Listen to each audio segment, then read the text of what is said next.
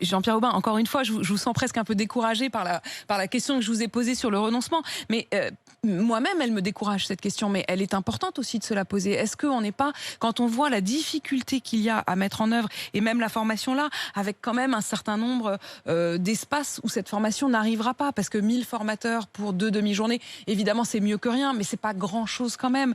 Est-ce que vous comprenez que la question se pose à un moment de se dire, est-ce qu'on n'est pas en train d'être des Don Quichotte ? Je ne le crois pas. Il s'agit du début d'un processus. On veut, le ministre souhaite enclencher un processus, c'est-à-dire là ancrer quelque chose dans une réalité institutionnelle qui devra se développer par la suite et perdurer. Donc il faut instituer là un nouveau dispositif de formation qui a vocation à ensuite se développer et perdurer.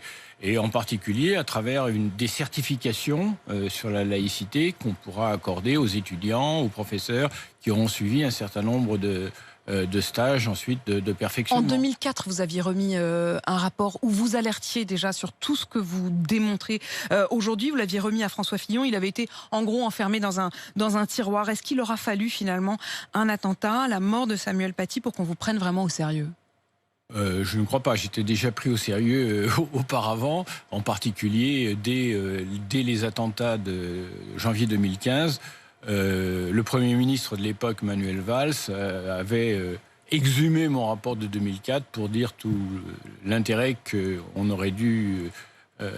qu'il aurait dû recevoir de la part des autorités. Jean-Pierre Aubin, vous parlez des professeurs qui parfois ont peur. Il y en a quelques-uns qui n'ont pas peur. Philippe, c'est votre cas. Bonjour. Oui, bonjour à tous. Je voudrais juste vous donner un peu la parole parce que c'est aussi important d'entendre votre voix. Vous êtes professeur des écoles dans l'Essonne. Oui, depuis plus de 40 ans. Alors je tiens à saluer Monsieur Aubin qui a fait un travail remarquable, qui est extrêmement courageux et qui a dû certainement avaler des couleuvres, parce que c'est pas facile de décrire la vérité. Alors moi, j'ai eu de la chance dans ma carrière de ne pas avoir à travailler dans des endroits trop difficiles, donc c'est peut-être plus facile pour moi. Il ne faut pas lâcher 1 millimètre. La loi du 9 décembre 1905, elle est remarquable. Elle a fait qu'on s'est entendu entre Français, on était unis pendant des années. Je vois pas pourquoi on lâcherait suite à la pression d'une religion en ce moment notamment. Voilà. Alors moi, ce que je constate avec effarement, vraiment, c'est que de nombreux collègues plus jeunes ne connaissent rien sur les questions de laïcité. Alors il y a des endroits, ils ont raison d'avoir peur, parce qu'ils sont menacés. Donc ils lâchent petit à petit. Et plus on recule, plus s'installe un malaise. Voilà. Et franchement, c'est dommage parce que la France, c'est un pays formidable qui a vécu en harmonie grâce à cette loi, entre autres, et on est en train de tout céder.